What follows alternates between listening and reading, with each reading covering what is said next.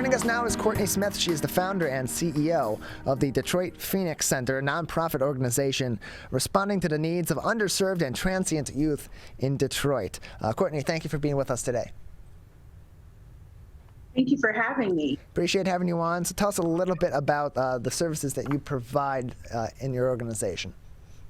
Yes, so the Detroit Phoenix Center, we're a high-impact nonprofit organization, and we provide critical resources, support, and a safe, nurturing environment for youth and young adults that are at risk of or currently experiencing homelessness. So we currently operate the only drop-in center for this population. They can drop into our center, take a shower, they can wash their clothes, they can access the food pantry, hygiene products, they can access a washer and dryer, and educational and life skills programming. So we have an after-school program where young people who are McKinney-Vento eligible will receive tutorial services and after-school enrichment that's club-based. So we have a theater club, a yoga club, and also mental health support. So we really provide wraparound supportive services for this population. We also have a youth action board where young people with lived experiences of homelessness and housing insecurity, they use their expertise and their lived experience to drive change, and they complete a service learning project at the end of their service, which they're paid to be a part of this board.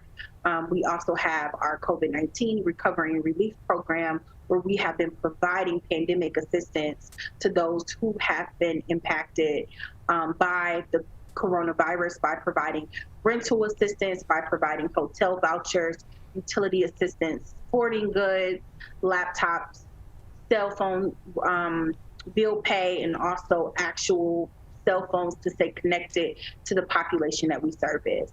Again, we provide wraparound supportive services, and we're focused on the whole person. So, Courtney, when we talk about homelessness or we talk about housing insecurity, often children or young people can be overlooked in that discussion. It's more focused on the adults that may be experiencing these issues, which is also a concern, and their stories and their safety in these situations is vitally important. But we often overlook the youth angle on this issue as well. For context, in the Detroit area, just how many people that are classified as being youth are afflicted with housing insecurity or homelessness? Okay, yeah, that's a really great question. So when we're talking about young people experiencing homelessness, we're not talking about what you traditionally would think about when you're thinking of homelessness. Most people think about someone that is literally sleeping on the street. But when we define homelessness, we're talking about young people that are living doubled up. They're couch surfing, they're staying with family and friends, they're highly transient. They may not have, the proper utilities in their home, such as running water or heat. They may be staying in a shelter. They may be taking the bus back and forth at a train stop. Some may literally be sleeping outside or in tents. The living situations vary. In Detroit alone, there is anticipated that there are, just in the Detroit Public Schools Community District, between 11 to 14,000 students who are identified as experiencing homelessness, but haven't self-identified because the population is very transient and there's no one universal definition to define homelessness as it relates to youth. At our agency, we use the McKinney-Vento definition, which is based off of the federal government definition that defines young people that are experiencing homelessness living through multiple living situations, any place that's not suitable for human habitation. But it's definitely a hidden crisis and a very important issue that we as a community don't talk about enough, because young people that are experiencing homelessness, they blend in right in plain sight. Young people don't want to be seen, right? And so it's really hard to count the real number of the extent of it because they have to self-disclose in order for us to count them. So at the Detroit Phoenix Center, our model allows us to be able to provide that support in a low barrier and confidential way that removes the stigma of a lived experience, such as housing insecurity. We're joined by Courtney Smith, the founder and CEO of the Detroit Phoenix Center, joining us today on the MegaCast. Learn more information on their website at DetroitPhoenixCenter.org. Again, that is DetroitPhoenixCenter.org. And so on a broad scale, what can our communities be doing to help prevent, mitigate, or better yet, solve the homelessness crisis that not only affects Metro Detroit, but affects people all across the U.S.? That is a very, very, very loaded question. And when we talk about youth homelessness, we can't talk about it with a silo issue, right? Like when we're talking about youth homelessness, we also have to think about social economic, right? Social stratification, disinvestment in our communities. There are so many things that contribute to youth homelessness. Black and brown youth are disproportionately represented within the homelessness space. When young people are exiting the child welfare system, they may not have anywhere to go, right? And so that contributes to homelessness. We just really came out of a pandemic where many people have been, financially, hit very hard. And with eviction moratoriums being lifted, there are more children and youth that are going to be experiencing homelessness as a result of experiencing homelessness with their families.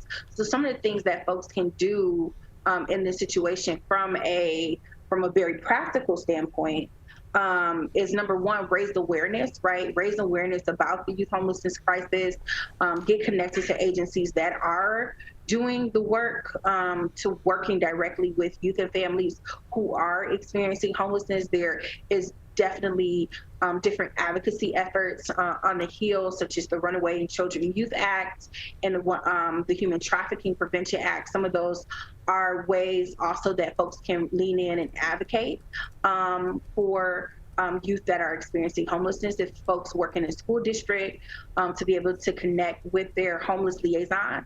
There's a homeless liaison within every school district, and also connecting to agencies like the Detroit Phoenix Center that primarily works with this population. There are things that we need year round to be leaning in and to supporting in that way.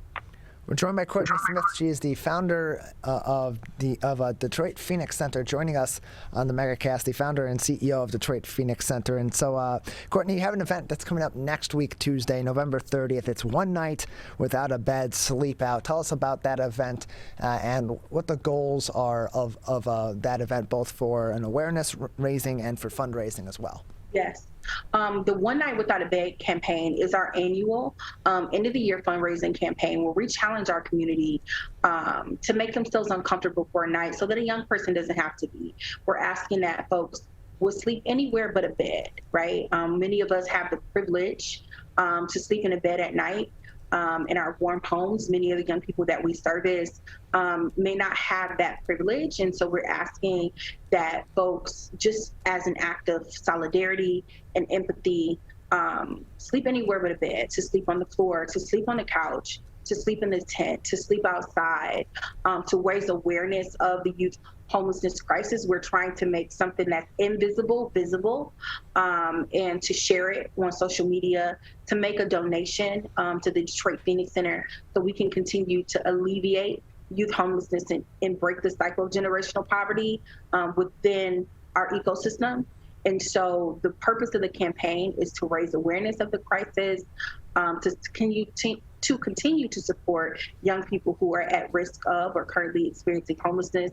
The funds will continue to allow us to provide hotel vouchers for young people who don't have anywhere to go during the holiday season, to be able to lean into prevention efforts by supporting with rental assistance, and also being able to bring joy to the young people that we serve year round, to their faces, by purchasing holiday gifts and just being a continued support to them. So it's going to help us to continue to operate and to provide support to that population.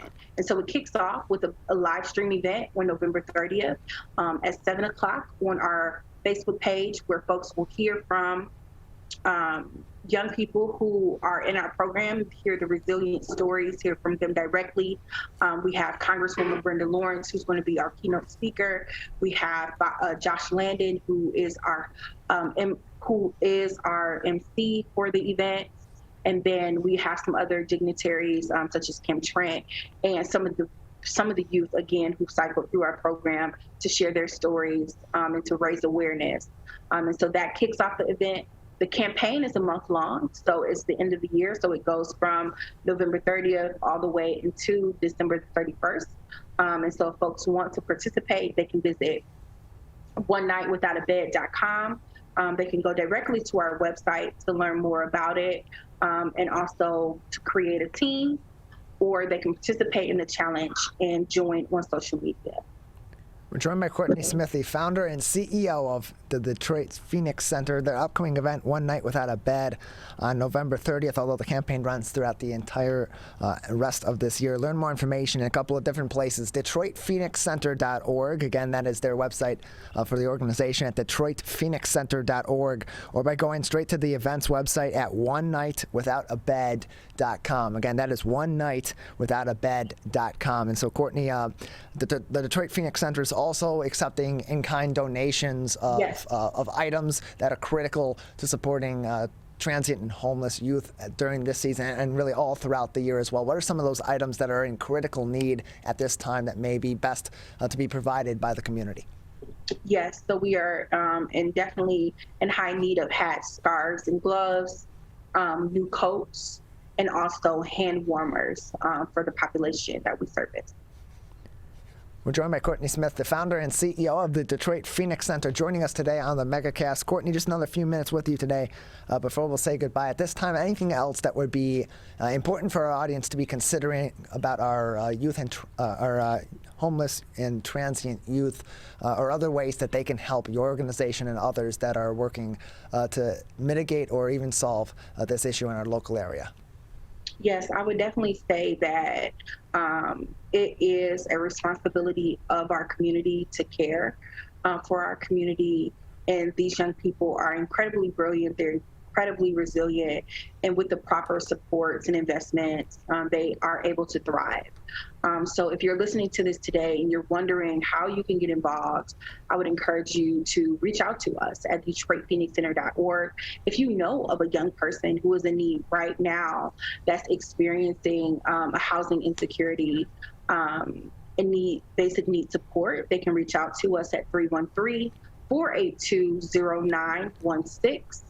Again, that phone number is 313-482-0916, and our website is www.DetroitPhoenixCenter.org. I thank you all for having me today. I appreciate having you on as well. Thank you very much, Courtney. Thank you.